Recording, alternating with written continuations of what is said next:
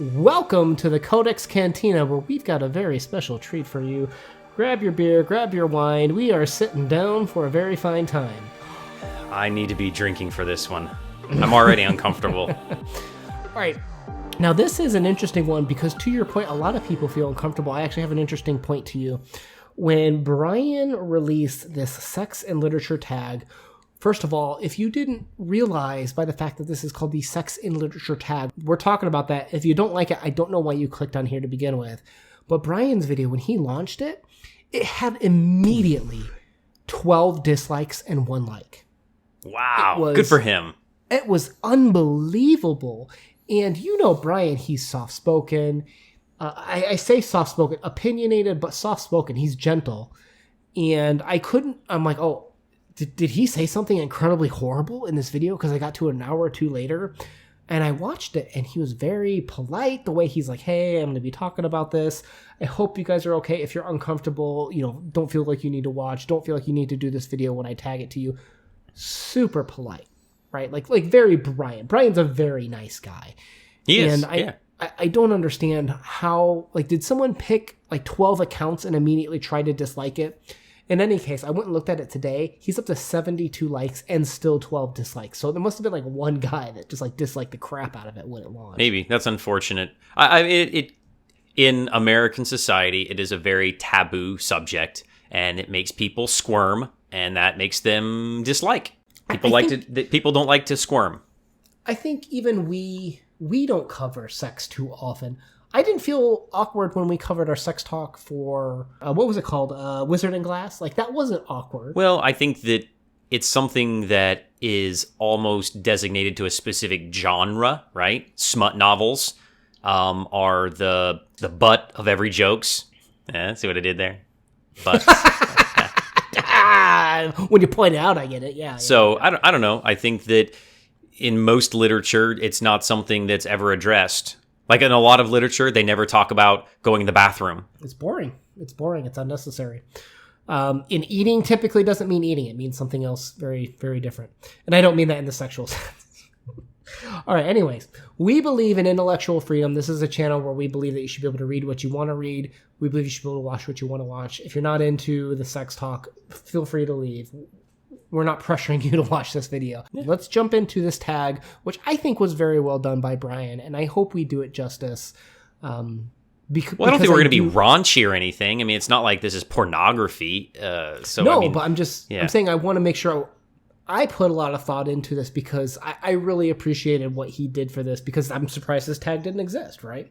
Yeah, people that think of it sometimes are a little bit sensitive. And I'm not trying to be a dick. I'm just come on, it exists. It's something we can talk about as adults. If there's a place to be a dick, it's the sex and literature talk, right? Question number 1. What is a book you have read that comes close, really, Brian, to crossing the line between literature and adult fiction and pornography? So this one, I have an answer. Do you have an answer? Yeah, I got an answer. Okay, It's my go-to answer for things that I feel are inappropriate, and it's the Bakamakatori thing.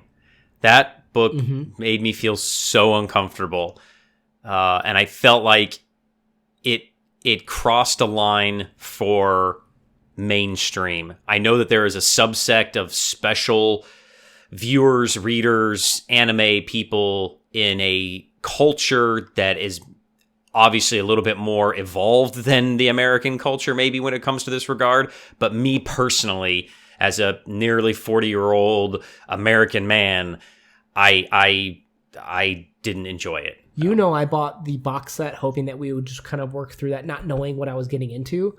Yep. We're on quarantine. You're that bored, huh? This is where I am. This is where I am in life, okay? There's a lot of Netflix there, buddy. But it does touch on a subject that is interesting. The first story, brilliant. Love it. Yes. Second story, we'll see if we continue this. Now for mine, I put this little note on here because this is going to go through the rest of these questions. When it comes to literature, how do you define literature?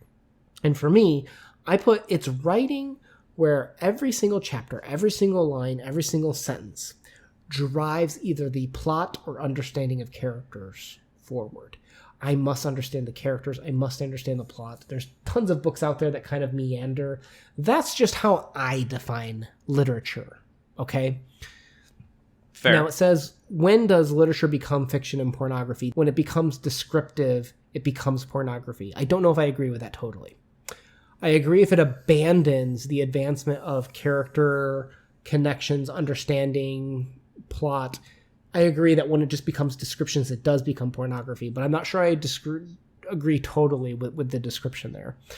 Now, in terms of what crossed the line, do you know Bret Easton Ellis? Oh, okay. Yeah. Less than zero. I would argue some of those come off more like jerk-off instructions, more so than actual literature or a sex scene. Like reading some of that in terms of how they describe, like, well, first you put your lotion in your hands, and it's just like, oh, okay, well, this is getting a little bit too descriptive, and it's not really driving anything forward. That I'm not sure I'm getting anything out of this besides an awkward feeling. Okay. Fair. All right. Question 2. What is a book you have read with a cringe-worthy depiction or discussion of sex? Did you have one for this one? No, I did just the odds. I thought you were going to do sand because it's coarse and it gets everywhere. Funny. Actually, I completely agree. Maybe I'm tainted by Brian's response where he wrote A Farewell to Arms with Robert Jordan and Maria. Completely agree. Like, there's something about the way that Hemingway, especially after Maria was just attacked, that he views like the penis as like this healing. That's awful. Hemingway, I'm not there with you. But hate your writing. Yeah, I'm glad you put him on here. Unbelievable. All right, number 3. What's the most overrated book with a reputation for being sexy that you have read? Back in the day, my mother heard this big hoopla about this book that was making its way and was being banned in certain countries. And she ordered it online and got the book and read it and absolutely loved it. Okay. And I borrowed said book to see what all the hoopla was about, and I didn't get it. And that would be 50 Shades of Grey. Wow. Okay. So You went there. Yeah. I read the first one, and I did not get the appeal. I didn't get the steaminess of it. I don't know. Maybe I'm remembering that wrong. Again, my mom can comment down below. She usually watches these videos, and she can tell me whether she loved it or hated it, but I thought I remember her saying that she liked it. Okay. But yeah, I was like, no, I don't get this, how this is good at all. It was very mediocre at best. Did it feel like fantasy porn to you? A little bit. I mean, not like fantasy, like orcs and goblins and stuff like that, but wish fulfillment a little bit. Yeah. I mean, but even then, no. I mean, it's written as like, it's weird that it's, maybe it isn't weird. Again, I don't want to be like sexist or anything, but a woman writing that a woman wants to be dominated in a society where women are fighting for equality and not wanting to be dominated, it was very strange to me. And so it was like, I felt like it was mixed signals, and the sex was just like kind of an afterthought in there. Like there was some type of message deeper, but it didn't convey it well at all. So I don't know. Okay. Question number 4. What is your favorite passage from a book about or describing sex or a sexual situation? I've got a really interesting one here. Okay. So my favorite way for authors to explore sex is actually the metaphoric way, with the idea, like in movies, you couldn't show sex necessarily, particularly in older times, right? So you'd show them eating really sensually, or I think it was it To Catch a Thief, which had the fireworks, where the fireworks are going off and right is Cary Grant and then hook up. I think that's my favorite way to show it, and particularly as long as it has a literary value behind it. Now, with that said, there's a book series, a manga series called Food Wars. Have you heard about it? You've told me about it. So yes, I've heard about it. Yes. So these characters, they do these food battles, who can cook something better. And when they eat the food, which is a very eating is a very sensual experience, believe it or not. Yeah. You don't eat with your enemies. And when they would eat, like their clothes would fly off. They'd be naked and suddenly in like this hot sauna experience, and like their goobly gobblities would be covered. Like it's not an X-rated show. All I can think of is Hot Shots right now. Remember that scene where they're like cooking and their clothes are flying off? That's what this is, and it just becomes this really. It's a very sexual show like that, and like and then when they take like the same food from the other person that's horrible, they'll be in the pool, but it'll be black and murky, and all of a sudden there's like this bear, like creepy bear, creeping up on them because it's like a honey dish. It's hysterical, but it's a really interesting way to visually express this very sensual moment, actually using sex to express a sensual experience of eating food. That's actually cool. One of my. It's really, really interesting, and manga is not for everyone, and the lewdness of it is not for everyone. But if you're willing to accept the interesting aspect of how personal that experience is, Food Wars, Soma Sougeki, I think it's called, or something like that. I can't remember the Japanese name for it. I would never know it either. Number 5, what is a book you have read that you think handles descriptions and discussions of sex well? So this is not something that I read recent. It's been many, many years since I taught middle school. But I think The Diary of Anne Frank, where she explores her own sexuality. And this is something you can read in school, and you can have a pretty mature conversation with 8th graders, believe it or not, about this topic. A time period when they are exploring their own sexuality and starting to go through puberty and everything. And I think that she does it very, very well. Now, how much it maybe her dad edited or changed of how crude it might have been. Not crude, just how innocent maybe she wrote it, or how straightforward she wrote it originally, being trapped and, becoming a young woman. And exploring her own body. I thought that she did a very nice job from a very honest standpoint, not something that's fiction. So I don't know if that's a cheat answer again or not, but I think that's... I like that answer a lot. That's good. I feel the same way. All right, number 6, what are some books that contain positive and frank depictions of sexual relations between LGBTQ plus characters? Good question, Brian. I like this. Great question, yeah. Great question. Mine is actually going to, again, be a manga again. I don't know what it is. Maybe the Japan tends to, with the Bakemonogatari, you'll notice 3 questions now. Japan seems to explore sexuality differently or more openly than America. I hadn't Well, they're a lot older. Well, I think it's because a lot of places like Europe and Asia and stuff, they're older countries, and to kind of put it into perspective, we're still going through puberty and figuring ourselves out as a country, where they're in their middle age years, right? Well, okay, but I'm going the opposite way. Interesting. Where as a country, so think about during World War II, there are countries, and even now, that were much more dangerous to admit that you were homophobic, like you were gay or a lesbian. You could have been potentially murdered, put on trial, or in jail. For being one of those members, for admitting that you were one of those members, right? Like the Imitation Game by with Benedict Cumberbatch, wonderful story, talking about how you were put on drugs and such in the UK during World War II, right? So Japan is one of those countries where they still have not really recognized culturally the equal status of the gay community within Japan. You're kind of, it's very different. You're not necessarily shunned, but it's one of those things that you don't openly admit typically in Japanese culture. And there is a manga called My Brother's Husband, which is the idea that basically this gay couple, one of the guys dies, okay? And the guy that died had a Japanese brother who's got a daughter. And his husband, the one that died, who's Canadian, comes to Japan to visit to see what his past life was like. My husband passed away. I want to see what his life was like in Japan. And he meets his brother, who's not openly accepting of his gay life. And his daughter in her innocence is, and is just very open and welcoming to this Canadian gay man coming into their house and learning about them, and the Japanese guy starts to learn more about how, hey, things aren't as different maybe as I expect they to be.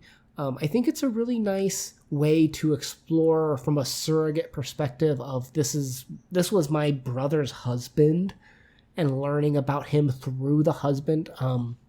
Very well done, and we've done tons of Sean the Book Maniac's tags, the alphabet soup tags, and he is actually a gay Canadian living in Japan, and he's got a video on this book series. I will put a link to it down below, where he expresses much more intimately being in and of that culture to maybe a little bit more than perhaps what I'm familiar with from a guy that's just studied it and visited.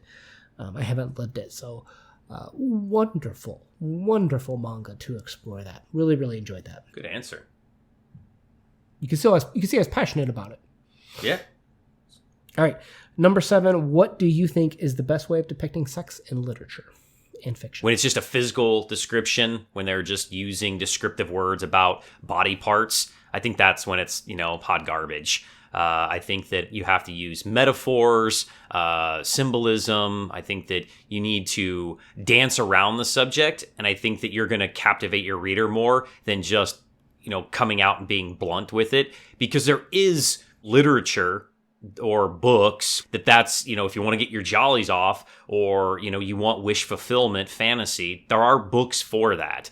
And they're going to have those very descriptive adjectives and nouns, and you can enjoy that. But if you're putting it in your book to drive the narrative, to maybe give more description or more character to your characters, or it is a plot device of some sort, awful as it is, if you're putting rape in your book for some odd reason because that's significant to your story, which is terrible, but if you need that, you don't need to be, grotesque about it. There's other ways to get around that, I think.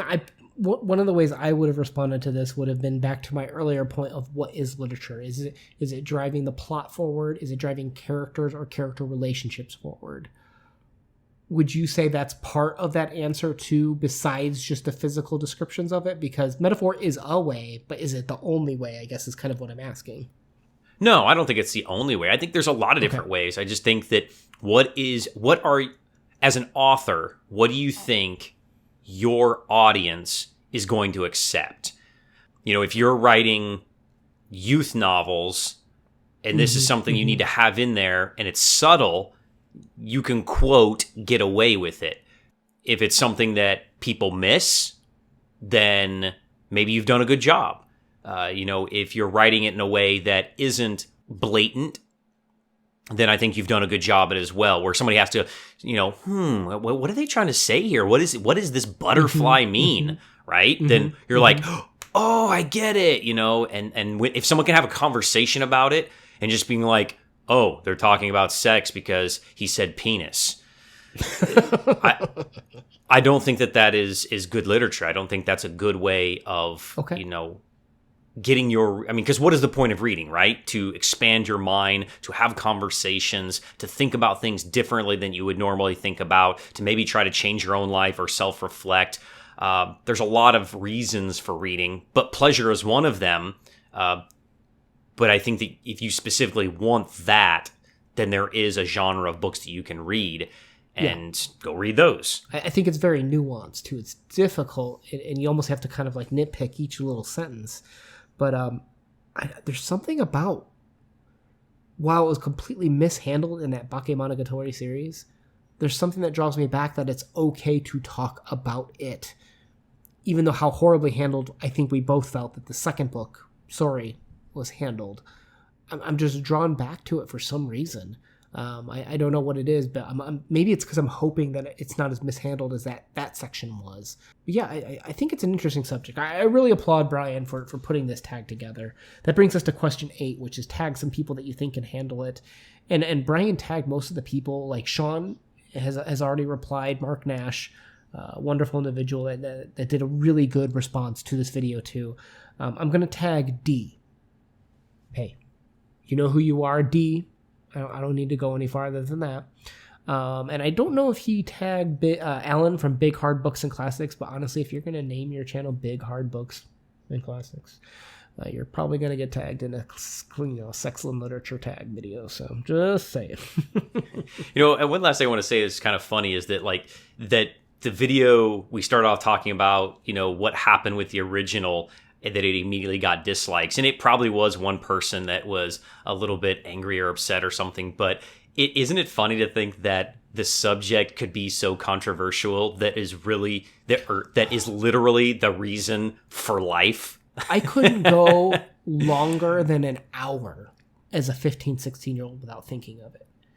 So for it to become so taboo, so absurd that on an internet video where I can talk to you about this in a private setting, you can put your headphones on, no one else needs to know about this, that what were those dislikes for? Was it that you don't want that conversation to happen at all? You think it's inappropriate to have that conversation about something that's so core to life, like you said? Crazy. Yeah. Really, really interesting.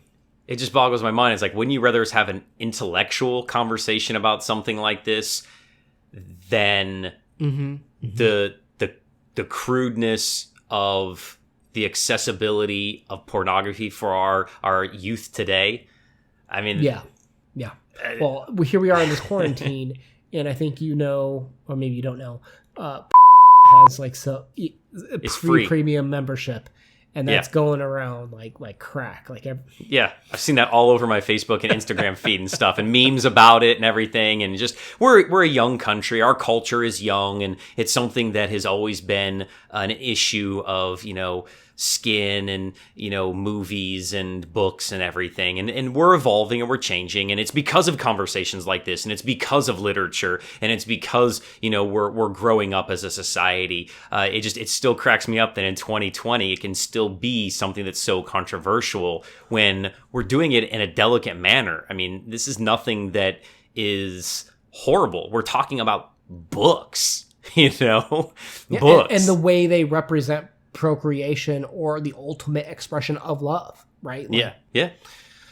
All right, guys. I hope you appreciated today's conversation. I know it's not the usual book tag. We were, very serious, very drunk during this fight I had. I think we did a good job. I think it's an important subject, and Brian, thank you for creating this tab. Wonderful tag. Please continue to create tags like this. More taboo tags. The world is better off for having intelligent conversations, despite that some people aren't ready for those conversations. And I hope you didn't take any...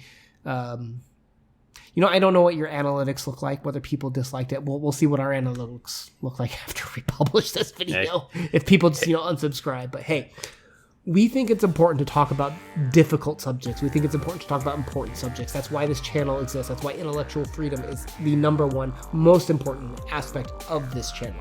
Gonna go see how my wife's doing. Hey, me too. All right, guys, Una out. Oh, peace. Yeah, and subscribe too. Yeah, do that thing. And we're gonna go see how our wives are doing. Please don't dislike. Don't unsub. Peace out. Later.